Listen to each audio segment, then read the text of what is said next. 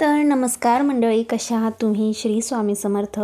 तर आज मी इकडे घेतलेली होती शेपूची भाजी नीट करून आणि त्यानंतर चिरत होते मी बसून.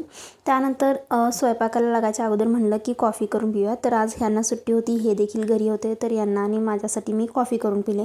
आज चहा नाही, कारण की आमच्या ह्यांना कॉफी लागते, त्यामुळे त्यांच्यासोबत मी म्हणलं की मला पण कॉफीच करावी.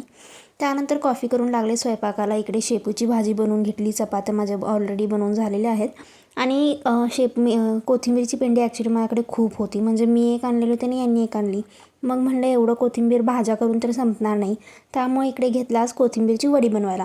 तर सर्वप्रथम इकडे कोथिंबीर बारीक चिरून घेतलं, त्यामध्ये बेसन, थोडंसं गव्हाचं पीठ, तुम्ही पाहिजे तर थोडंसं ज्वारीचं आणि तांदळाचं पीठ देखील ॲड करू शकता.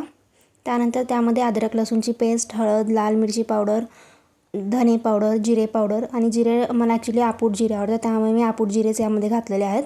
त्यानंतर हे चांगलं पीठ मळून घ्यायचं आहे आणि मी ताटाला इकडे तेल वगैरे लावून घेतलेलं होतं.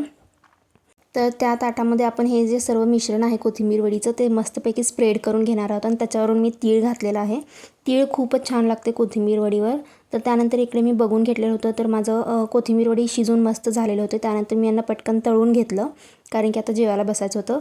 आणि विश्वास करा, इतके अप्रतिम झालते ना. तुम्ही पण अशा वड्या नक्की ट्राय करून बघा आणि रेसिपी आवडल्यास लाईक नक्की करा.